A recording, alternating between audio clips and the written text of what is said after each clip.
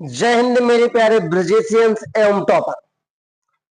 मेरे प्यारे साथियों, जैसा कि हम सभी लोग इससे पिछली क्लास में अपने क्लास 10 सिलेबस की चर्चा को कर चुके थे और अब हम लोग स्टार्ट करने जा रहे हैं आज से अपने क्लास 10th की इस जर्नी को। आज आपकी पहली क्लास है जिसमें हम लोग समझेंगे एक्सरसाइज 1.1 को। इस एक्सरसाइज में कुछ भी नहीं है, देखा जाए और देखा जाए तो बहुत कुछ है। अच्छा, इस एक्सरसाइज से कितने नंबर के क्वेश्चन आपके एग्जाम में आ सकते हैं, किस किस नंबर के क्वेश्चन आपके एग्जाम में आ सकते हैं? तो साथियों, 1 नंबर का भी क्वेश्चन आ सकता है, 2 नंबर का भी क्वेश्चन इसी चैप्टर से आ सकता है। ओके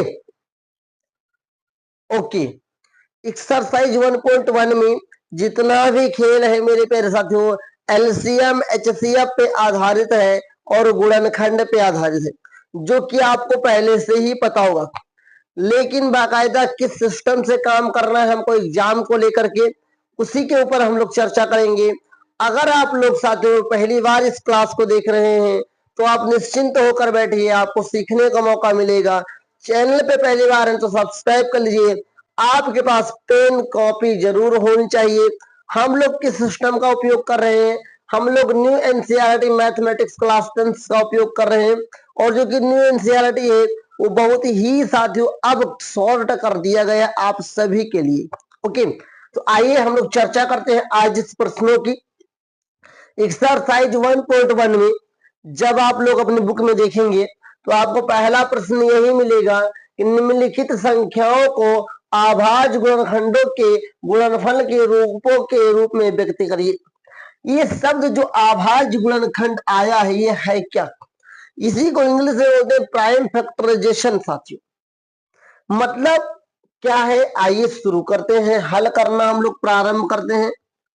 आप लोग कॉपी में लिखेंगे हल। हम पहला 1 नंबर करेंगे।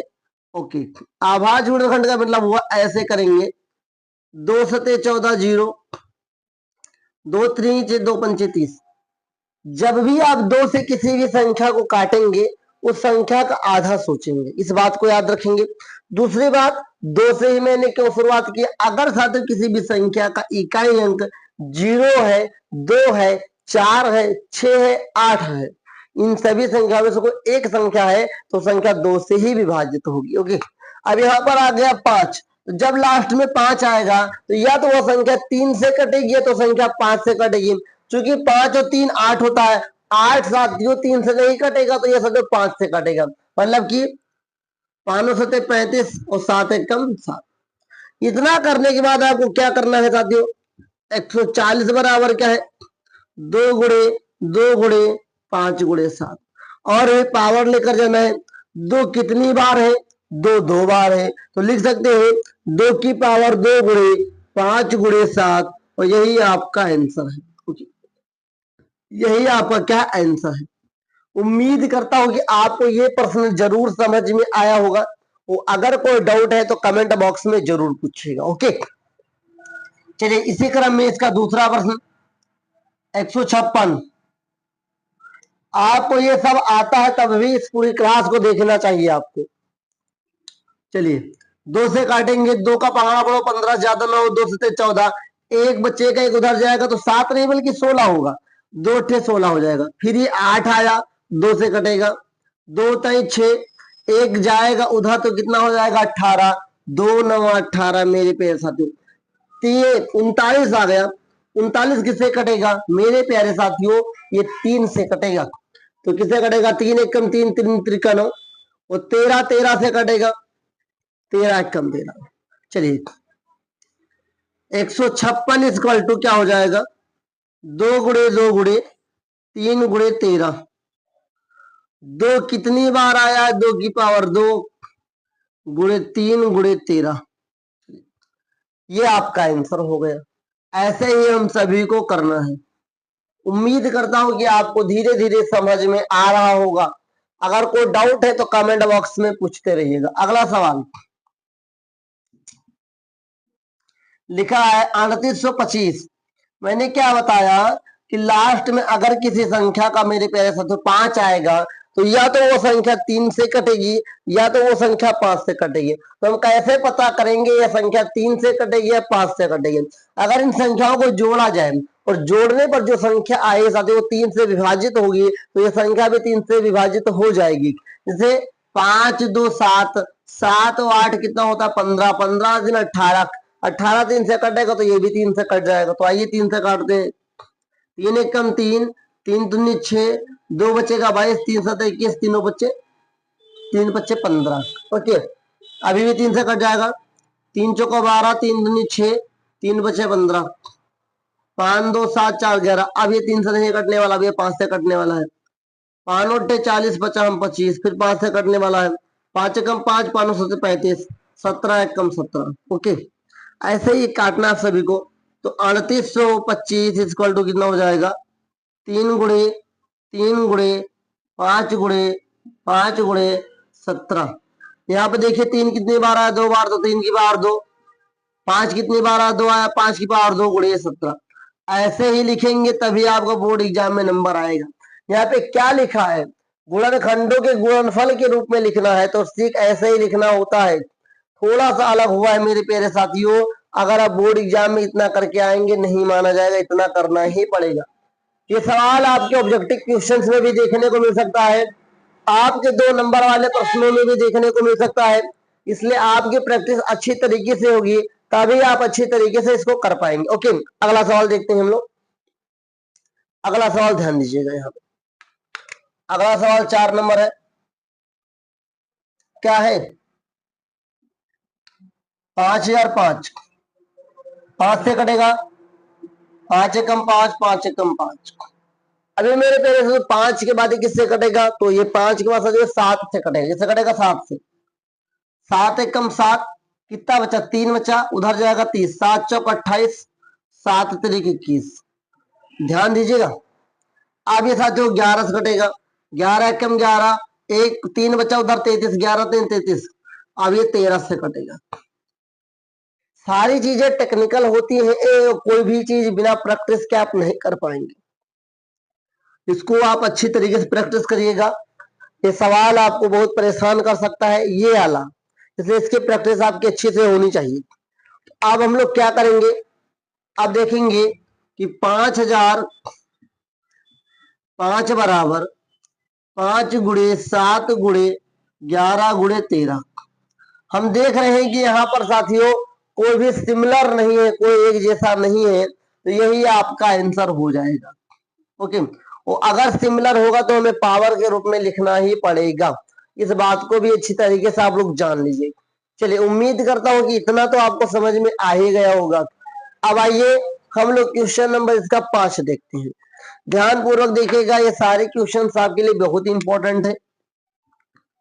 5 नंबर, 5 नंबर क्या लिखा है 74 29। अब इसे हम चेक करेंगे ये पहले 3 से कटेगा या नहीं कटेगा।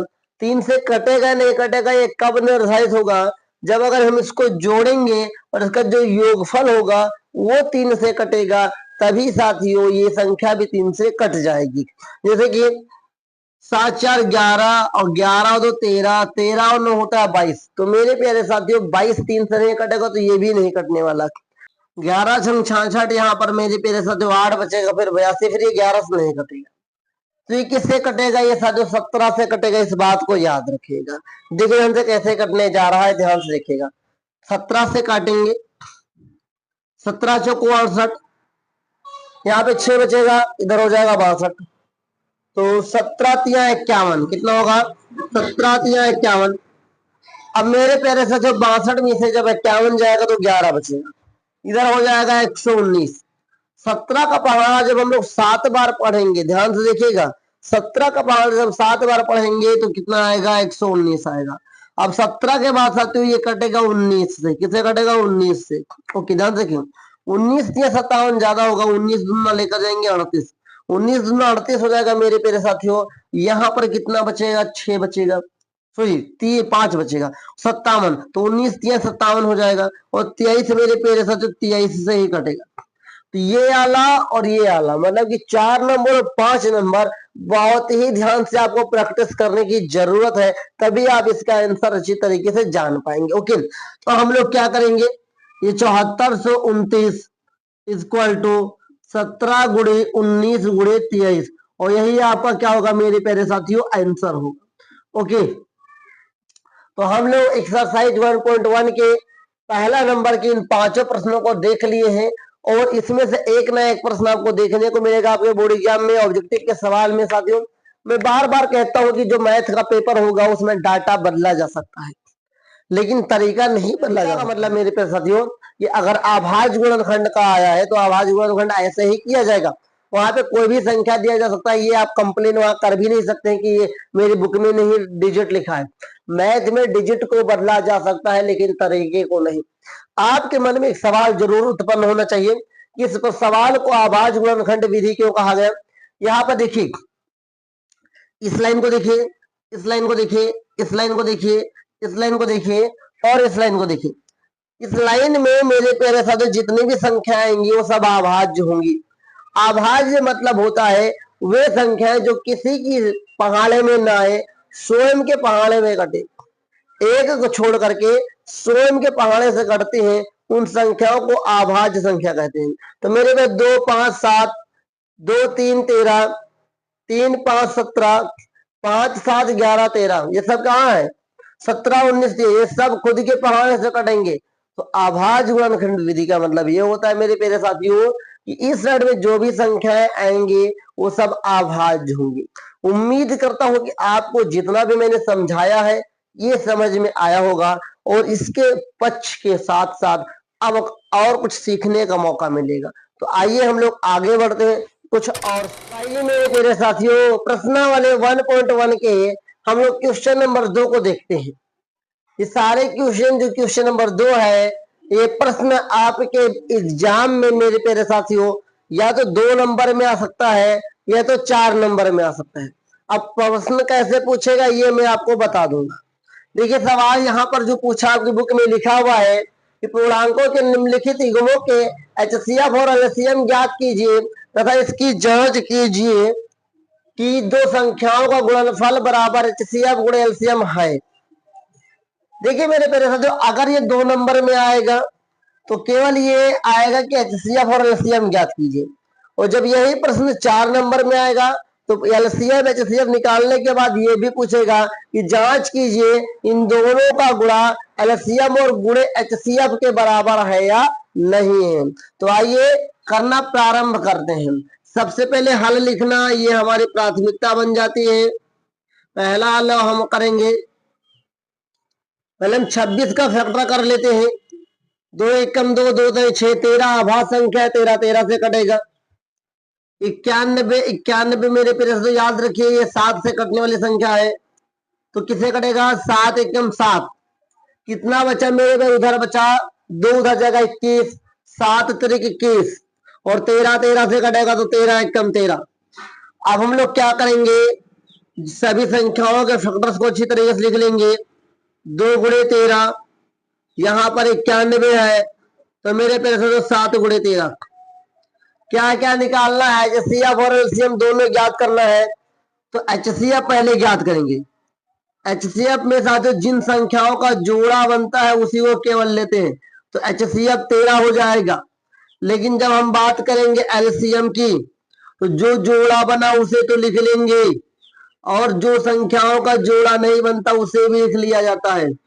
इसको ऐसे समझ सकते हैं आप कि भंडारा, एलसीएम एक तरीके से भंडारा समझ सकते हैं। भंडारे में किसी की अनुमति की जरूरत नहीं होती कि तुम आओगे तुम वो नहीं आएगा। समझिए, भंडारे में सबकी अनुमति होती है, लेकिन जो साथियों न्योता बारात होता है उसमें क्या कार्ड वाले ही अधिकतर जाते हैं। ठीक है, तो जो एचसीएफ है वो स्पेशल गेस्ट हो जाता है, एलसीएम भंडारा हो जाता है। एलसीएम में जिनका जोड़ा बनेगा केवल उन्हीं संख्याओं को लिखते हैं। एलसीएम में जिनका जोड़ा बना वो तो लिखेंगे, साथ ही साथ उन संख्याओं को भी लिखेंगे जोड़ा नहीं बनेगा। अब हम लोग इसको गुणा करेंगे तो साथियों 13 दूना 26, क्या है, 13 दूना 26 मेरे प्यारे साथियों। 26 को 7 से गुणा कर लेंगे, हमारा 26 सते आ जाएगा। सात छंग 42 के 2 हाथ लगा 4, 7 दूनी 14, 4 18, 182। कितना होगा मेरे प्यारे साथियों? 182। एलसीएम कितना आएगा? 182। अब सवाल कह रहा है मेरे प्यारे साथियों, जो सवाल कह रहा है कि जांच कीजिए कि ए दो संख्याओं का गुणनफल, मतलब इसका गुणनफल एचसीएफ और एलसीएम के बराबर है या नहीं है। तो आइए यहां पर हम जांच भी तो कर लेंगे। जांच क्या करेंगे? 26 गुणे 91 बराबर 13 गुणे 182। अगर ये दोनों बराबर हो गया तो आपका आंसर भी सही मान लिया जाएगा। ओके, तो आइए पहले 26 गुणे 91 वाला हल कर लेते हैं। 2366 आया, ये इधर का हाल हो गया। इधर का हाल भी देख लेते हैं। 182 को हम लोग 13 से गुणा कर लेते हैं। 3 दूनी 6, 3 9 24 के 4 हाथ से लगेगा 2, 3 1 कम 3 2 5, कट मार दो। 1 दूना 2, 1 अट्ठे 8, 1 1 कम 1, 6 बचेगा 6, 8 5 13 का 3 हाथ से लगेगा 1 1 1 2, कितना है? 2366 आया। यहाँ पर कितना आ गया? 2366। तो देखिए यहाँ पर क्या है? एलएचएस किसके बराबर है? आरएचएस के। यहाँ पे लिख देंगे एलएचएस बराबर है आरएचएस। यहाँ पे लिखेंगे हैंस प्रूव्ड या हैंस वेरीफाई लिख सकते हैं। हैंस वेरीफाई जांच के लिए बोला था, सिद्ध करने के लिए नहीं बोला था साथियों। तो ठीक ऐसे ही आपको अपने एग्जाम्स में करना होगा। समझ में आया? पहला सवाल मैंने कैसे किया? सबसे पहले जो संख्या दे के रखा उनका गुणनखंड कर लेंगे, आभाज्य गुणनखंड करेंगे। गुणनखंड करने के उपरांत साथियों इसका हम लोग क्या करेंगे? फैक्टर्स को लिखेंगे। एचसीएफ पहले निकालेंगे। इसे निकालने के लिए जिन संख्याओं का जोड़ा बनेगा उसे लिख लेंगे। एलसीएम कैसे निकालेंगे? जिन संख्याओं का जोड़ा बनेगा उसे तो लिखेंगे, साथ ही साथ जिनका जोड़ा नहीं बनेगा उसे भी लिख लेते हैं। फिर हमने एलसीएम को गुणा कर लिया, 182 आ गया एलसीएम। हमें जांच करना था कि इनका संख्याओं का गुणनफल और एचसीएफ और एलसीएम का गुणनफल बराबर है या नहीं। तो मैंने इसको गुणा किया तो 2366 आया, मैंने इसको गुणा किया 2366 आया। तो मैंने लिख दिया एलएचएस किसके बराबर है? आरएचएस के। और मैंने कहा हैंस वेरीफाई, जांच को वेरीफाई लिखा जाता है, जब सिद्ध करने के लिए बोलता है तो प्रूव्ड में लिख देता। अब हम लोग साथियों अपने क्वेश्चन नंबर 2 के इस दूसरे प्रश्न को देखते हैं। उम्मीद करता हूं कि आप सभी को धीरे धीरे पता चल गया होगा कि कैसे वेरीफाई करना है, कैसे उसका एचसीएफ याद करना है, कैसे एलसीएम याद करना है। देखिए सवाल आपके एग्जाम में बहुत ही सरल आएगा, लेकिन अगर आपने जल्दबाजी किया तो वहीं पर आपका सवाल गलत भी हो जाएगा। तो देखिए ध्यान से, हमारे पास क्या है दूसरे सवाल में? 510 को जब हम लोग साथियों काटेंगे, ये भी 2 से कटेगा, तो 2 से कटेगा तो 2 दूनी 4, यहाँ 1 बचेगा 11, 2 पंचे 10, 2 पंचे 10। 3 से कटेगा, 3 8 24, 1 बचेगा 15, 3 बचे 15। अब ये 5 से कटेगा, 5 एकम 5, 3 बचा 35, 5 से 35, 17 एकम 17। ओके, हमारे पास फिर 92 का फैक्टर कर लेंगे। तो 2 चौको 8, 2 छंग 12, 2 दूनी 4, 2 3 6 और 23 साथियों 23 से कटने वाला है। ओके, अब आइए इसका हम लोग साथियों फैक्टर अरेंजमेंट करते हैं। तो 510 को फैक्टर अरेंजमेंट करेंगे तो 2 गुणे 3 गुणे 5 गुणे 17 हो जाएगा। 92 को अरेंजमेंट करेंगे तो 2 गुणे 23 हो जाएगा। ओके, पहला हम एचसीएफ निकालेंगे। एचसीएफ में वीआईपी लोगों को रखते हैं, मतलब कि इसका जोड़ा बनेगा। तो केवल यहाँ पर जोड़ा बनेगा इस 2 का, और किसी का जोड़ा नहीं बनेगा। ये आपके दिमाग में कतई नहीं आना चाहिए कि यहाँ पे 23 के पास 3 है तो हम 3 का जोड़ा बना लेंगे। जी नहीं, ये 23 है वो 3 है, इसे जोड़ा नहीं बनेगा। तो एचसीएफ कितना होगा? 2 होगा। बट एलसीएम कैसे निकालेंगे? एलसीएम के लिए मैंने बताया जो जोड़ा बना उसे तो लिखेंगे, साथ ही साथ साथियों जिसका जोड़ा नहीं बनेगा उसे भी लिख लेंगे। तो आइए 3 गुणे 5 ऊपर से, 17 गुणे नीचे से 2 गुणे 23, इसका गुणा कर लेंगे। 3 दूनी 6 पंचे 30, 30 दूना 60, तो 60 गुणे 17 गुणे 23। ओके, अगर मान लो एक साथ गुणा नहीं हो पा रहा है, कोई दिक्कत की बात नहीं, छोटे छोटे खंडों में गुणा करेंगे, लेकिन सही आंसर हमारा आना चाहिए। तो 7 छंग 42 के 2 हाथ लगेगा 4, 7 6 कम 6, 6 4 कितना होगा 10, और यहाँ पर कितना दो 1020 गुणे करेंगे 23। 23 से गुणा करेंगे तो 23 जीरो 0। ओके, ध्यान से देखिएगा। और 23 में 46 के 6 चलेगा 4, यहाँ पे 0 तो 4 हो जाएगा। और 23 है कम 23, 23,460 इसका एलसीएम आया है। हमारे पास एलसीएम और एचसीएफ क्या हो गया मेरे प्यारे साथियों, निश्चिंत हो चुका है, निकल चुका है। अब हम लोग जांच करेंगे, मतलब कि वेरीफाई करने जाएंगे। जांच में लिखेंगे, ध्यान से देखिएगा।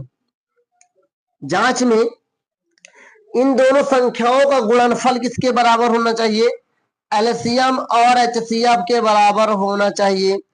एचसीएफ 2 आया है, एलसीएम 23,460 आया है। यहाँ पर गुणा करेंगे मेरे प्यारे साथियों, तो 92 को 0 से गुणा करेंगे 0 होगा, 92 को 1 से गुणा करेंगे 92 होगा, 92 का 2 लिखेंगे, हासिल आया मेरे प्यारे साथियों 9।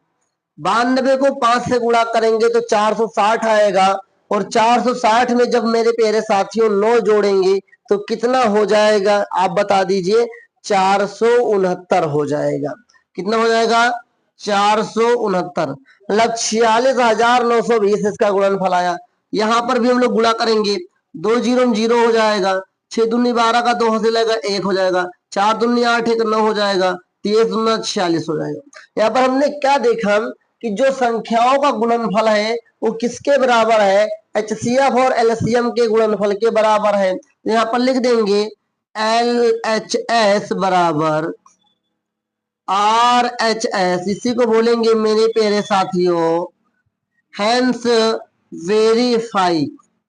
जांच के स्थान में हम लोग वेरीफाई का यूज करेंगे, जहां पर सिद्ध करने के लिए बोलेगा वहीं पर केवल हम साथियों प्रूव्ड का उपयोग करेंगे। ओके, तो अभी तक हम लोग साथियों क्वेश्चन नंबर 2 के इन 2 प्रश्नों को हल कर चुके हैं। कोई डाउट है तो पूछ लीजिएगा। ओके, अब आइए इसी क्रम में हम लोग इसके तीसरे प्रश्न को भी देख लेते हैं। तीसरा प्रश्न क्या है अपने पास, तीसरा प्रश्न लिखा हुआ है साथियों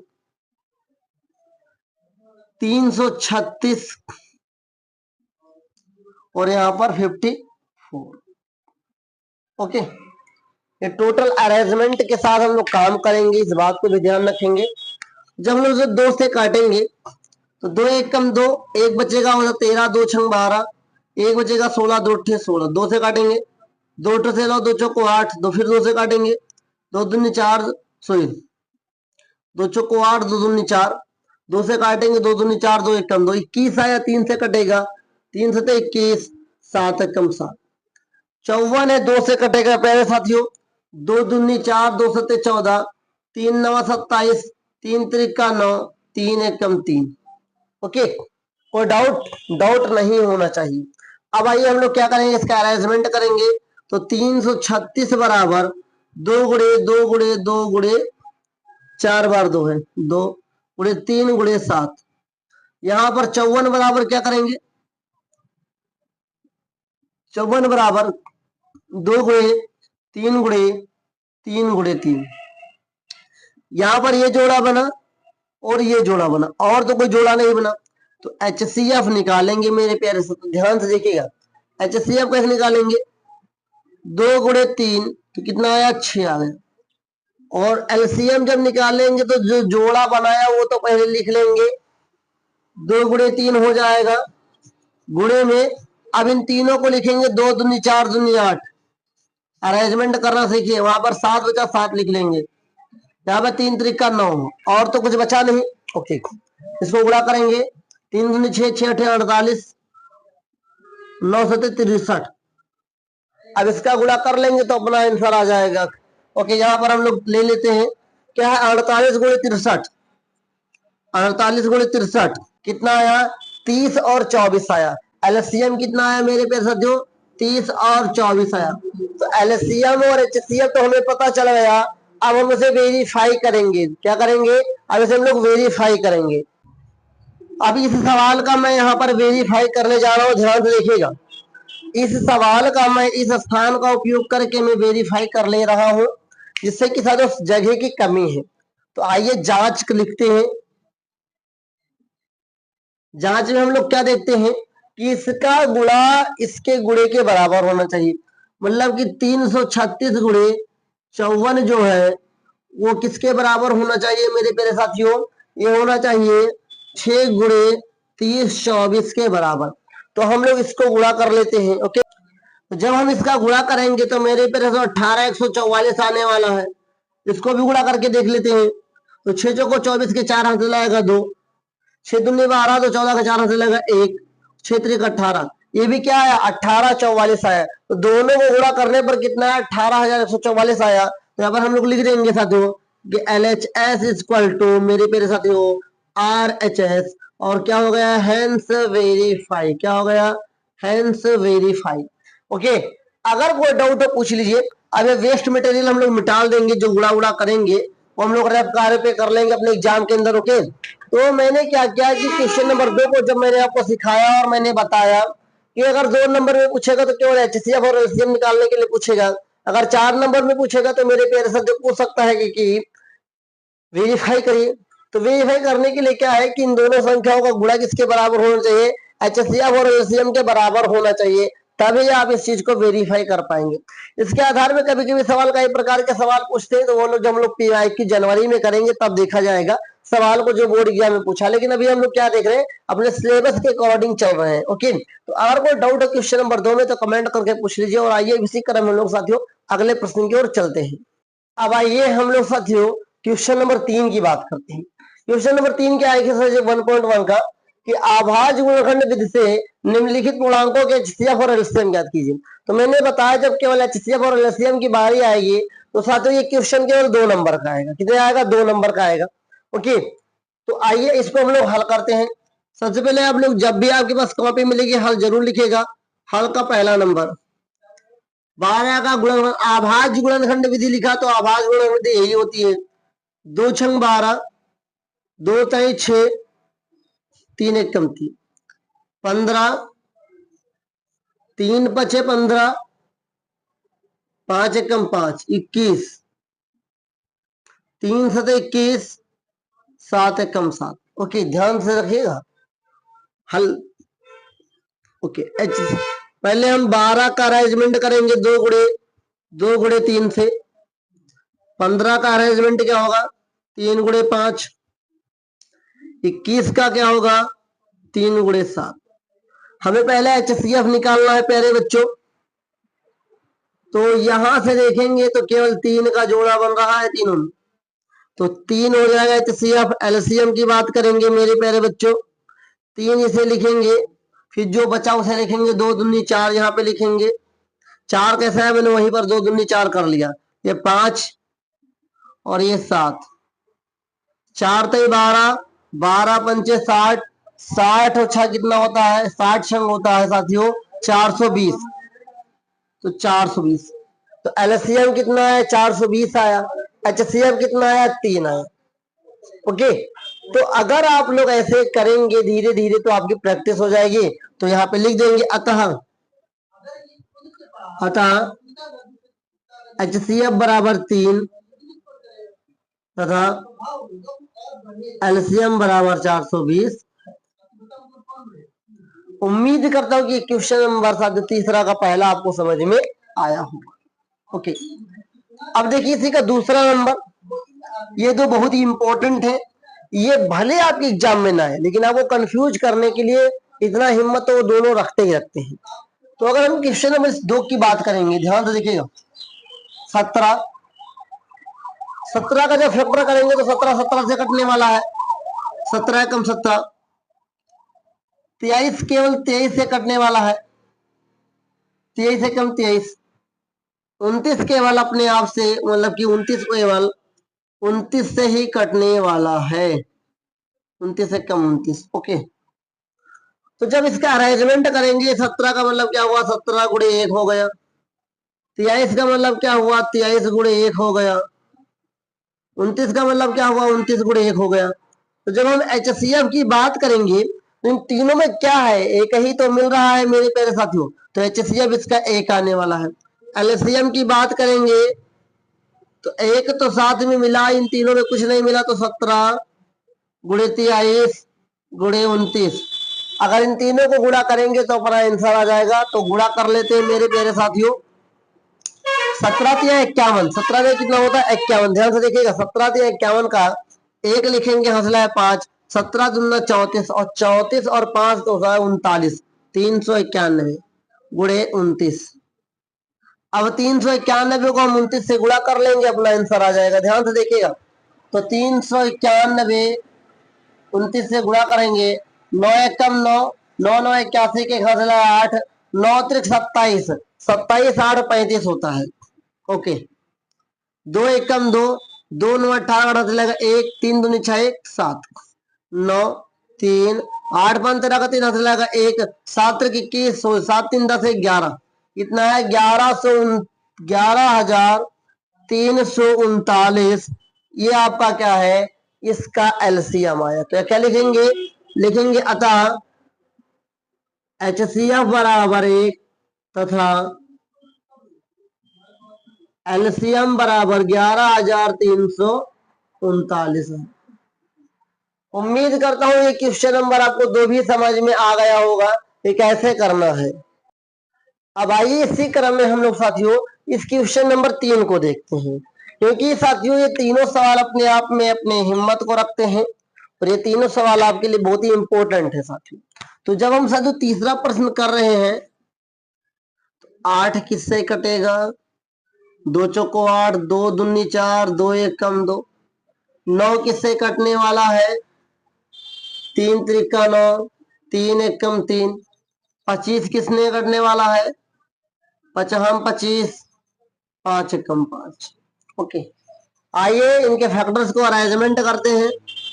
8 बराबर 2 गुणे 2, 9 बराबर 3 गुणे 3, 25 बराबर 5 गुणे 5।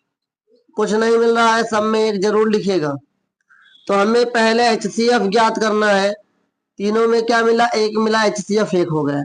एलसीएम की बात करेंगे तो क्या 2 दूनी 4 दूनी 8 मिल गया, 3 त्रिका 9, 55 25, ये हमें मिला हुआ है। अब हम लोग साथियों क्या करेंगे, इसका गुणा करेंगे।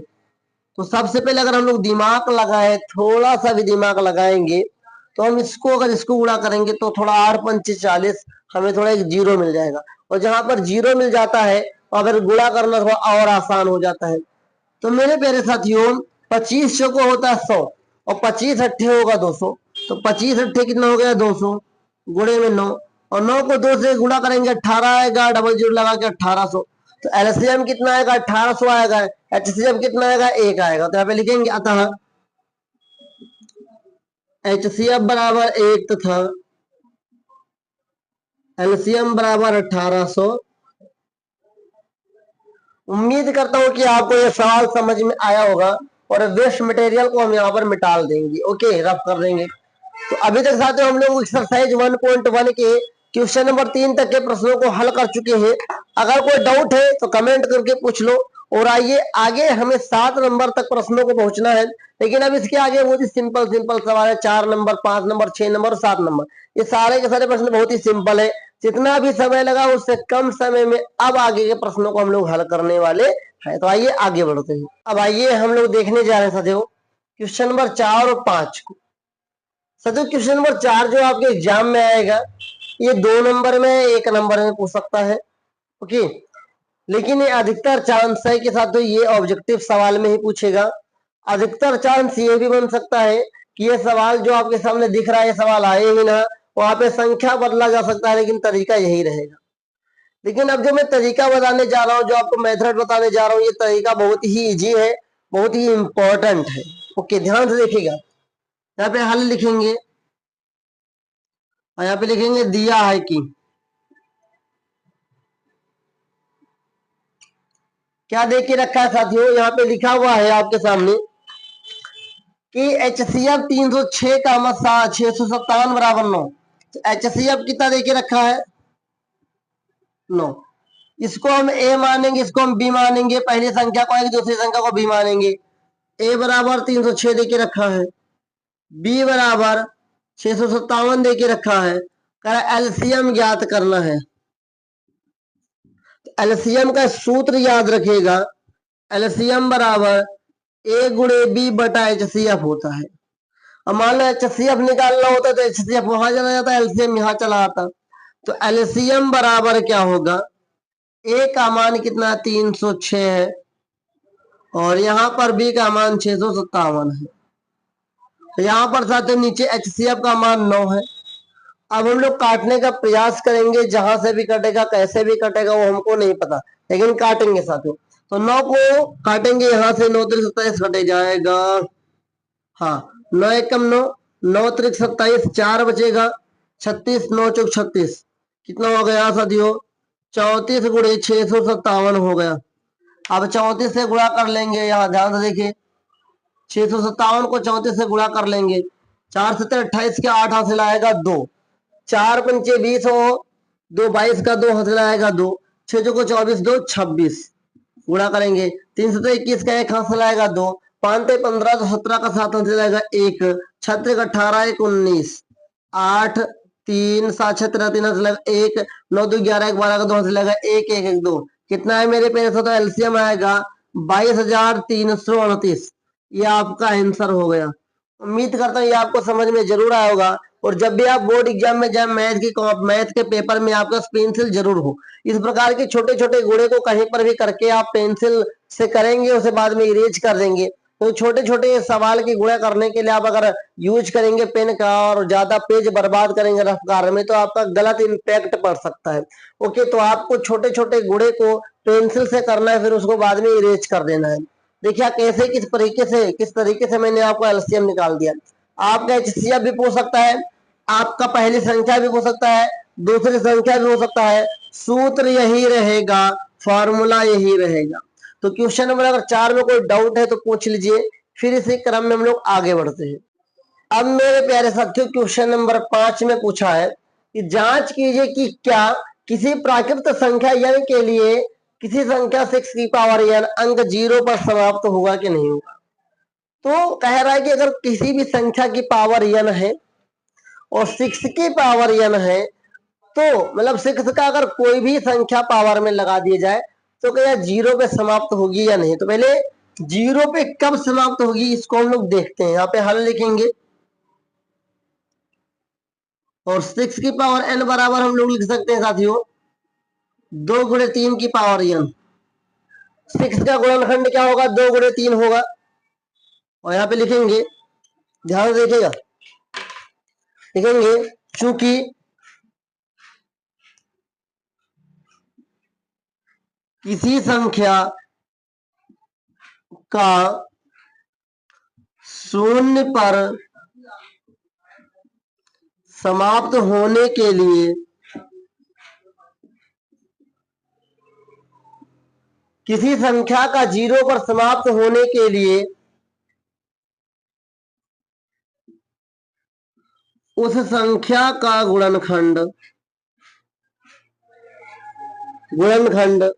2 गुणे 5 की पावर n का होना चाहिए। इसको आपको लिखना पड़ेगा। हमने यहाँ पर क्या दर्शाया कि किसी भी संख्या का 0 पर समाप्त होना चाहता है तो उसका गुणनखंड क्या होना चाहिए, 2 गुणे पावर 2 गुणे 5 2 गुणे 5 की पावर n होना चाहिए।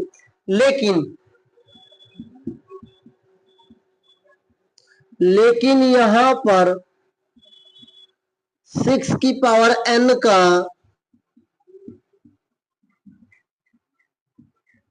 गुणनखंड 2 गुणे 3 की पावर n है, इसलिए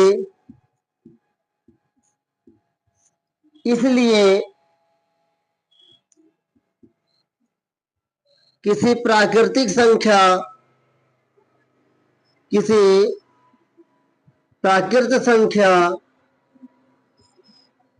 n के लिए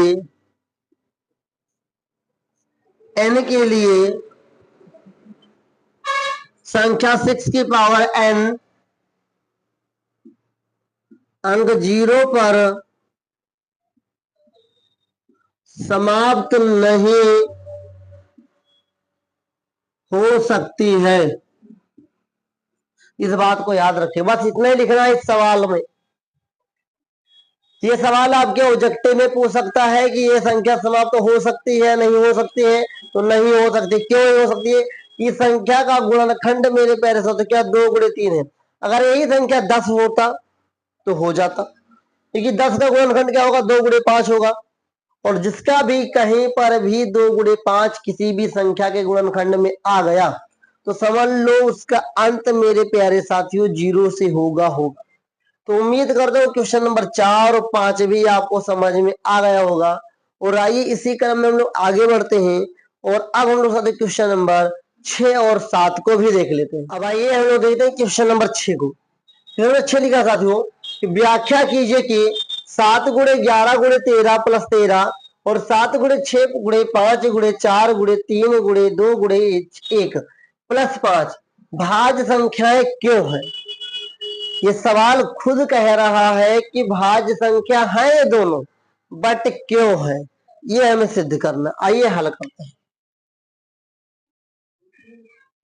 चलिए इन सभी को पहले गुणा करते हैं। तो 7 गुणे 11 गुणे 13 प्लस 13, 11 सते 77 गुणे 13 प्लस 13। ये दिमाग मत लगा लेना कि ला पहले जोड़ के फिर गुणा कर दें, गलत। पहले गुणा होता है फिर जोड़ होता है। ओके, गुणा करेंगे 13 सते 91 का 1 हासिल आएगा 9, 13 सते 91, 91 9 हो जाएगा 100 प्लस 13, जोड़ेंगे कितना आएगा 114। ओके, इसको भी थोड़ी देर के लिए यहाँ पर ब्रेक देते हैं, इसको पहले हल कर देंगे। 7 छंग 42, 42 पंचे कितना होता है 210, कितना होगा मेरे प्यारे साथियों। तो 7 गुणे 6 गुणे 5 गुणे 4 गुणे 3 गुणे 2 गुणे 1 गुणे प्लस 5, 7 छंग 42, 42 पंचे होगा 210, 210 गुणे 4 ते 12 दूना 24 प्लस 5, गुणा करेंगे 24 0 0, 24 रकम 24 के 4 अंदर आएगा 2, 24 9 48 2 50, 50 40 प्लस 5 कितना आएगा 50 45। अब हमारे पास संख्या क्या मिला 1014 और यहाँ पर 5045। अब हमें इन्हें दोनों को दर्शाना है कि ये दोनों भाज्य संख्याएं क्यों हैं। तो पहले भाज्य संख्या दर्शाने के लिए दोनों संख्याओं का हम लोग गुणनखंड कर लेंगे। 2 से कटेगा 2 पंचे 10, 2 सते 14। भाई ये जीरो कहां से आ गया, जब कोई भी संख्या पहली बार कटने के बाद जब दो संख्या एक साथ कटती है तो जीरो लगता है, इस बात को याद करेगा। 3 से काटेंगे, 3 एकम 3 कटेगा, 2 बचेगा, क्योंकि यहाँ पर 3 एकम 3, 5 था, 3 चला जाएगा, 2 बचेगा, 20, 3 छंग 18 हो जाएगा। ओके, 3 छंग 18 हो जाएगा, 3 और यहाँ पर 3 9 27 हो जाएगा। 169 13 से कटेगा, याद रखेगा, 13 एकम 13, 13 39 और 13 एकम 13, ये हो गया। इसको भी काट लेंगे, फिल्टर कर लेंगे। ये किससे कटेगा, 5 से कटेगा, 5 एकम 5 और यहाँ 5 9 45। ओके, और 1009 जो है 1009 से कटेगा और एक एकम 1 आ गया। अब यहां देखेंगे मेरे प्यारे साथियों, अगर इसकी बात करेंगे 1014 की तो 2 गुणे 3 गुणे 13 गुणे 13 आया। यहां पर अगर इसकी बात करेंगे 5045 की तो 5 गुणे 1009 गुणे 1 आया। आप अगर भाज्य संख्या की परिभाषा याद किए होंगे तो आपको पता होगा भाज्य संख्या किसे कहते हैं। ओके, कंपोजिट नंबर किसे कहते हैं, कंपोजिट नंबर उसे कहते हैं साथियों इन संख्याओं का फैक्टर 3 या 3 से अधिक हो, 3 या 3 से अधिक हो। तो यहाँ पर देखिए 3 से अधिक इसका फैक्टर है, यहाँ पे 3 ही है। शर्त क्या है, 3 हो या 3 से अधिक हो उसे भाज्य संख्या कहते हैं। तो यहाँ पे लिख देंगे, यहाँ पे लिखेंगे, दोनों के लिए लिखेंगे, यहाँ पर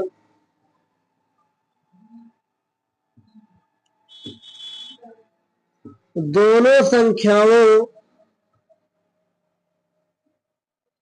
संख्याओं का गुणनखंड 2 से अधिक है,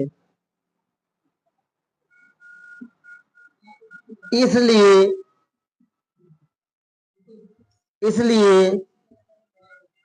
ये दोनों भाज्य संख्याएं हैं। ओके, समझ में आया दोनों भाज्य संख्याएं क्यों है। बहुत ही आसान है। इन तीनों को यहाँ तक गुणा करके 13 जोड़ देंगे, यहाँ तक गुणा करके 5 जोड़ लेंगे, जो संख्या है उसका गुणनखंड करेंगे, और गुणनखंड करने पर अगर किसी भी संख्या का गुणनखंड 2 से अधिक है, 2 से अधिक मतलब क्या 3 होगा ही होगा, तो 2 से अधिक है, 2 से कम ना हो ना 2 हो, 2 से अधिक है गुणनखंड, तो जो संख्याएं होंगी वो भाज्य संख्याएं होंगी। उम्मीद करता हूँ क्वेश्चन नंबर 6 भी आपको क्लियर हुआ होगा। कोई भी डाउट है तो कमेंट बॉक्स में पूछ लीजिए। और आइए आज हम साथियों एक्सरसाइज 1.1 के अंतिम प्रश्न की ओर चलते हैं। क्वेश्चन नंबर 7 को मैं बुक्स में पढ़ता हूं और आपके स्क्रीन पे एक क्वेश्चन चलेगा, उसको देखिएगा। सवाल लिखा है किसी खेल के मैदान के चारों ओर एक वृत्ताकार पथ है। तो आइए इस पथ को पहले हम बना लेते हैं। एक मैदान है, वृत्ताकार पथ है, मतलब ऐसे ही कोई गोलाकार वृत्ताकार पथ है। आगे लिखा है इस मैदान पर एक चक्कर लगाने में सोनिया को 18 मिनट लगा। ध्यान से देखिए, यहाँ पे लिखेंगे हाल, लिखेंगे दिया है कि क्या क्या दे के रखा है, सोनिया को कितना समय लगता है। सोनिया को इस चक्कर को पूरा करने में 18 मिनट लगता है। तो एक चक्कर ब्रैकेट में लिखेंगे सोनिया बराबर 18 मिनट। फिर आगे लिखा हुआ है जबकि इसी मैदान का एक चक्कर लगाने में रवि को 12 मिनट। एक चक्कर क्या है साथियों, एक चक्कर है और इसका नाम है मेरे प्यारे साथियों रवि। रवि को 12 मिनट लगता है। ओके, तो सोनिया को इसी चक्कर को पूरा करने में, एक चक्कर को पूरा करने में 18 मिनट लगता है। और जो यहाँ लड़की है, लड़का है रवि, रवि को एक चक्कर पूरा करने में 12 मिनट का समय लगता है। मान लीजिए वे दोनों एक ही स्थान और एक ही समय पर चलना प्रारंभ करते हैं। मान लीजिए कि जो सोनिया है और जो रवि है एक ही स्थान यहाँ से, और अभी मान लेते हैं 5 PM शाम का समय हो रहा है, मान लेते हैं शाम के 5 बजे चलना प्रारंभ करते हैं और इस पॉइंट से चलना प्रारंभ करते हैं। तो आगे सवाल कह रहा है चलना प्रारंभ करके एक ही दिशा में चलते हैं और एक ही दिशा में दोनों चलते हैं, तो कितने समय बाद वे पुनः प्रारंभिक स्थान पर मिलेंगे। सवाल ये कह रहा है, एक बार समझा दे रहा हूं। कोई पार्क है, कोई मैदान है, कैसा वृत्ताकार पथ उसके चारों ओर आप देखते होंगे। पार्क वगैरह में टहलने जाते होंगे तो साथ मिलता होगा टहलने घूमने के लिए। साथ ही साथ ये कह रहा है कि एक चक्कर को पूरा करने में सोनिया को 18 मिनट का समय लगता है और उसी मैदान के चक्कर को पूरा करने में, एक चक्कर पूरा करने में रवि को 12 मिनट का समय लगता है। और ये भी कहा जा रहा है कि रवि और सोनिया एक ही समय पर एक ही स्थान से एक ही दिशा में दोनों चलना प्रारंभ करते हैं। मतलब हम और एक लड़की खड़ी है और हम दोनों एक चक्कर यहाँ लगाना शुरू करते हैं, एक ही समय एक ही दिशा और एक साथ लगाना प्रारंभ करते हैं। तो कितने मिनट बाद हम लोग एक साथ मिलेंगे। तो जब कोई इस प्रकार का सवाल आ जाए टोटल LCM निकालना है। क्या निकालना है? निकालना। तो लिखेंगे, ध्यान से देखिएगा, तो लिखेंगे 18, 12 का लासा। ओके, तो 18, 12 का लासा ले लेंगे। 2 से कटेगा 2 9 18, 2 छंग 12, 9 नहीं कटेगा उतारेंगे 2 3 6। अब 3 से काटेंगे, 3 त्रिका 9, 3 एकम 3, फिर 3 एकम 3 होगा। तो यह लिख लेंगे साथियों LCM 18, 12 इक्वल टू 2 गुणे 2 गुणे 3 गुणे 3 कितना आएगा? 2 दूनी 4 दे 12 दे 36। कितना है? 36। क्योंकि ये मिनट में था तो यहाँ पर मिनट लिख देंगे। जब कोई भी सवाल इस प्रकार से आए, याद रखना LCM निकालना हो। क्या निकालना है? LCM। सवाल ये बोले कि एक ही दिशा में एक ही साथ कोई दो व्यक्ति चलना प्रारंभ करते हैं, एक को इतने मिनट लगता है, एक को इतने मिनट लगता है, तो कितने मिनट बाद वो दोनों एक साथ मिलेंगे, तो वहां पे LCM निकालेंगे। यहाँ पे लिखेंगे अतः सोनिया तथा रवि दोनों 36 मिनट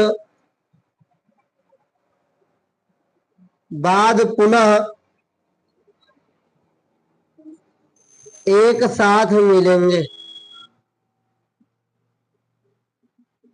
एक साथ मिलेंगे। ओके, उम्मीद करता हूं कि आपको ये समझ में जरूर आ गया होगा। और मेरे प्यारे साथियों, आज इस क्लास में हम लोगों ने पूरा डिटेल से पढ़ा है एक्सरसाइज 1.1।